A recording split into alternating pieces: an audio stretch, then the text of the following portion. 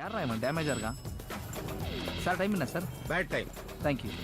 டேய், என்கிட்ட வாங்கின காசை கொடுக்காத பத்தியோ இல்ல என்னை இப்படி தெருவா நாய் மாதிரி அலையுறத பத்தியோ கூட எனக்கு வருத்தம் இல்லடா. எல்லாரும் பார்த்தோன்னே ஈஸியா கண்டுபிடிக்கிறேன் கெட்டப்ப. தெரியாத மாதிரியே நீங்க 2 பேரும் நடிக்கிறீங்க பாருங்கடா. அதை தாண்டா என்னால தாங்கிக்கவே முடியல. அண்ணா நீங்களா? இந்த கேசரி பேண்ட்ல அப்படியே அமிதாப் பச்சன் மாதிரி இருக்கீங்க. நானே நம்பிட்டேன். இட்லி எப்பா இட்லி போட்ட சமான எவ்வளவு பெரிய பூகம் வந்தாலும் சரிடா, நீ ஒரு ஆள் எஸ்கேப் ஆயிருப்பா.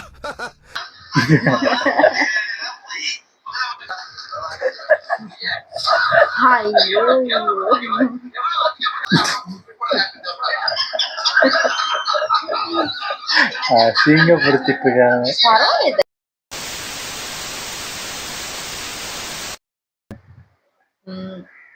இப்படியே சொல்லணுமா? கறிக்கஞ்சி கதை சம்பவம்னு சொல்லுவாங்க.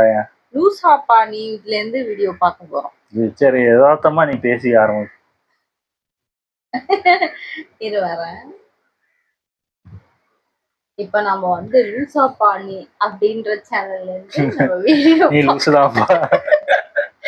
வீடியோ பார்க்க போறோம். பார்க்கலாம். அண்ணன் செந்தில்வேல் அவர்கள் சொன்னதை நம்ம பேசி ஆகணும். அண்ணா செந்தில் யார் பேர் வச்சாங்க? செஞ்சா பயிற்சி ஒரு 5 வருஷம் எடுத்தா முயற்சி 15 வருஷமா ஒண்ணு வருஷமா ஒரு இடத்துல அப்படியே கிடந்துச்சுன்னா அது போனோம்.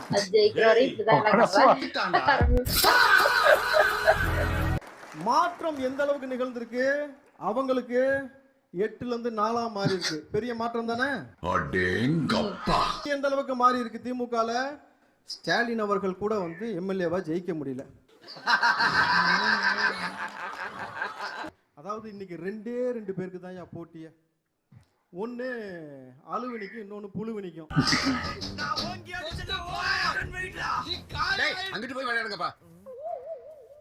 ஒவ்வொரு மண்டபமா தேடி தேடி போய் அழுகுது அழுவினி. அவன் மண்டபத்து வெளியில போர்டு வைக்கிறான், எப்பா கல்யாண வீட்டுக்கு வந்தா கல்யாணத்தை மட்டும் பேசி ஒப்பா. ஆமா, இதுக்குன்னே ஞாயிற்றுக்கிழமை என்ன சொல்ற பொய்யெல்லாம் பார்த்தா ஐயோ புக்கு போட்டா கூட எத்தனை புக்கு போறதுன்னு தெரியல. என் போட்டோ ஒருத்தன் ராணுவத்தில் இருக்கும்போது துப்பாக்கியில ஒட்டிட்டான். எப்படியே துப்பாக்கியில ஒட்டிட்டானா, உடனே அவனை ஜெயில போட்டாங்களாம்.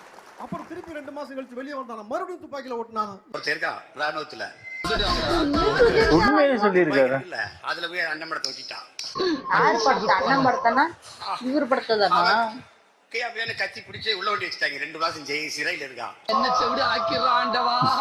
எனக்கு டேய் ஏன்டா அடங்க மாட்டியாடா? அப்புறம் தூக்கி வேற இடத்துல போட்டாங்க. வேற இடத்துக்கு போட்டான். 2 மாசம் தண்டனை முடிஞ்சு மறுபடியும் ஓட்டிட்டான்.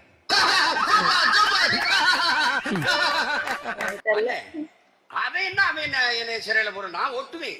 நாங்க வர்றோம்ப்பா. எவ்வளவு குட்டி எழுத்தாப்பா அந்த காலையை தாங்க. சாதாரண சேட்டை இல்ல. ஒருத்தர் இருக்கா ராணுவத்துல.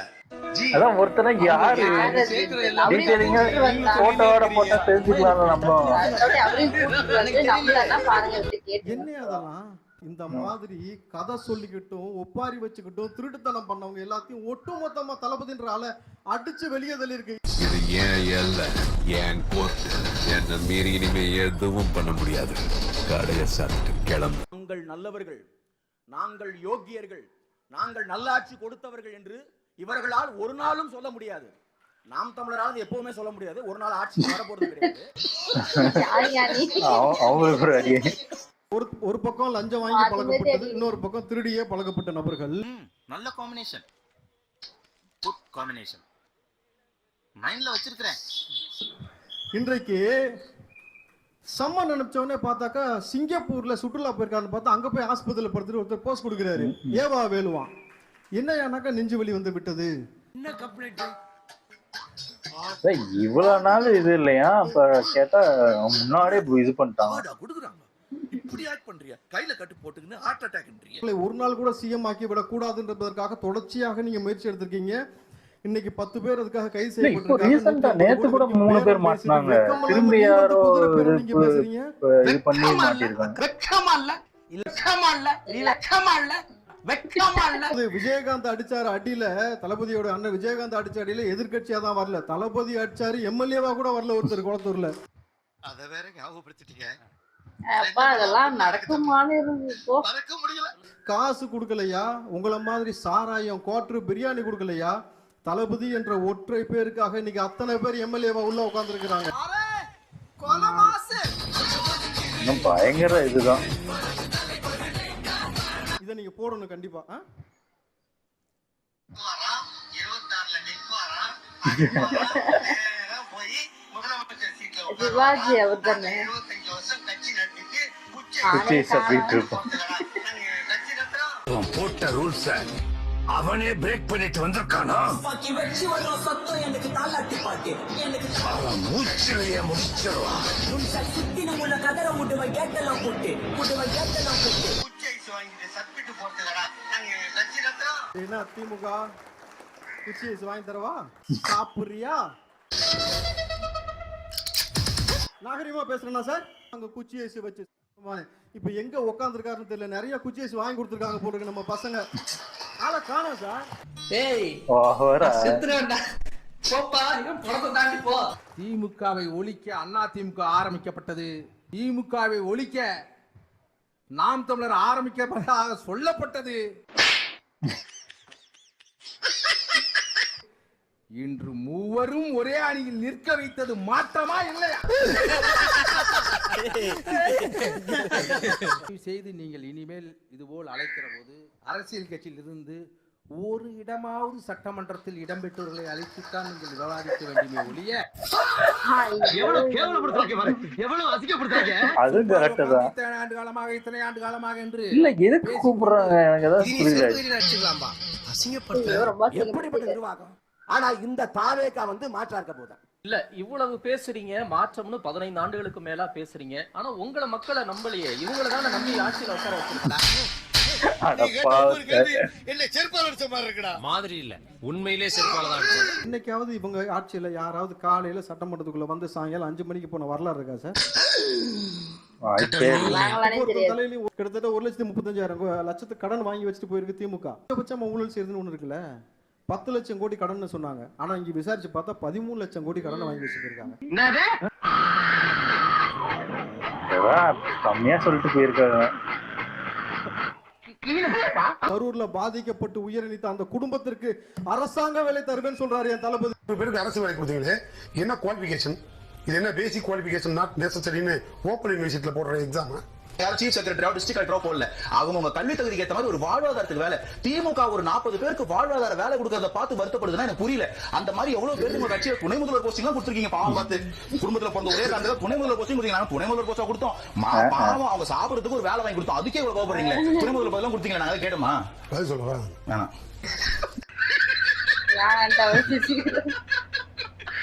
ரெண்டுக்குமான வித்தியாசம் புரியுதா உங்களுக்கு? மக்களுக்காக என்றும் மக்களுக்காக தளபதி விஜய் வந்து களத்தில் நிற்பாரு சார். எழுதி வச்சுங்க, அவர் இருக்கும் வரை அவர் தான் முதலமைச்சர் சார். அதை எந்த கொம்பனாலையும் மாற்ற முடியாது. கேட்டியா? பெரிய மனுஷன் அடிக்க விடாம பாக்குறேன். போயிரு யார் அவரை ட்வீட் பண்ணிட்டு இருக்காரு? அட்மின் இல்ல. அட்மின் புரியல. அட்மின் இல்ல. உதயநிதி ஸ்டாலினுக்கு அட்மின் இல்ல. அவர் தான் பண்றாரு. அட்மின்ன்றது வேற, ட்வீட் போடுறதே வேற. ஒரு விஷயத்தை பேசுறதுக்கு 4 பேப்பர் தேவைப்படுது. அப்புறம் ட்வீட் போடுறதுக்கு அட்மின் தேவைப்படாது. அசிங்கப்படுத்திட்டு இருக்காங்க.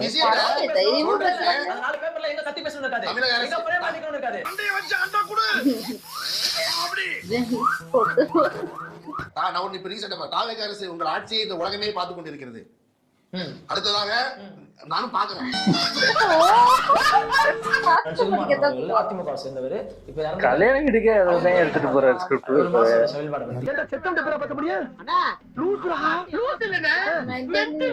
இப்ப இறந்துட்டாரு. அவர்கிட்ட கேட்டு பாருங்க. இவன் ஒரு லூசு பாய் சார், ரொம்ப லூசு சார். உதயனா தம்பின்னு சொல்லும் போதே தெரிஞ்சுக்க வேண்டாம். பைத்தியம் புரியல. எப்படி போய் கேக்குறது? நானு செத்து போய் கேளு. இன்டர்வியூ எடுத்து போய் செத்து போய் கேட்கணுமா? ஐயோ அவசர அவசரம் பேசுறது என்னென்னவோ உளறிட்டு இருக்காங்க. ஏதாவது சொல்றல திமுக வந்து முன்னாடி மாதிரியே அந்த நெகட்டிவா பரப்பிட்டு அப்படியே போயிட்டே இருந்திருக்கலாம். ஜென்சின்னு ஒன்று ஆரம்பிச்சு அவங்களே அவங்களை அசிங்கப்படுத்திக்கிற மாதிரிதான் இருக்கு. ஏதோ அவங்களுக்கு பாசிட்டிவாவே அது போக மாட்டேங்குது. அது தெரியுதா இல்லையான்னு எனக்கு புரிய மாட்டேங்குது. அது இப்போ நானே இப்போ டிஎம்கேல ஏதாவது ஒரு இதுல இருந்தா கண்டிப்பா ஜென்சி டிஎம்கே தயவு செய்து நிப்பாட்டிருங்க, அதனாலதான் நம்ம அழிஞ்சு போயிடுவோம்னு நானே போய் சொல்லுவேன்.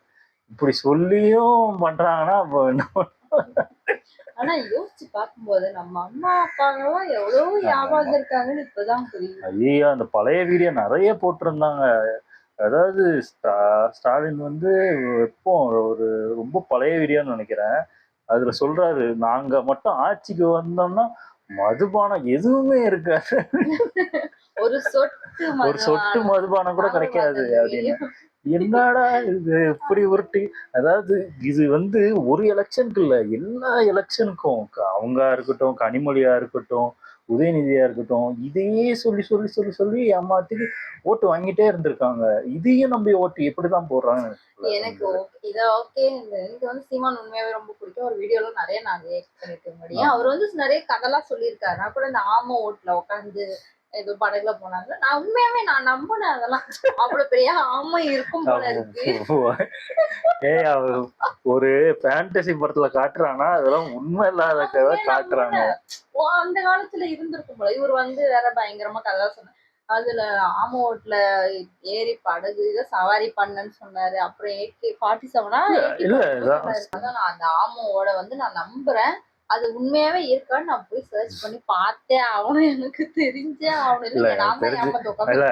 சொல்ற ஒரு கதையாவது உண்மையிலே நான் நம்புற மாதிரி இருக்கா? இதுல அவரோட ஃப்ரெண்டு ஒரு கதை சொல்லுவாரு, அது என்னது முதல்ல கதை, அந்த கதையெல்லாம் கேட்டு ஐயோ. ஓகே, வீடியோஸ் உங்களுக்கு பிடிச்சிருந்தா லைக் பண்ணுங்க, ஷேர் பண்ணுங்க, கமெண்ட் பண்ணுங்க, மறக்காம சப்ஸ்கிரைப் பண்ணுங்க. எல்லாருக்கும்